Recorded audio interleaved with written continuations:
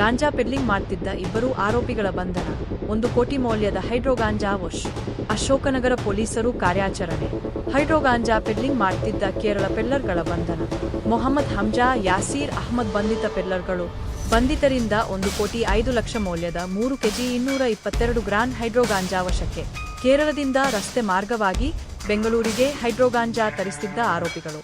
Inspector Ravi ಮತ್ತು ಟೀಮ್ನಿಂದ ಆರೋಪಿಗಳ ಬಂಧನ.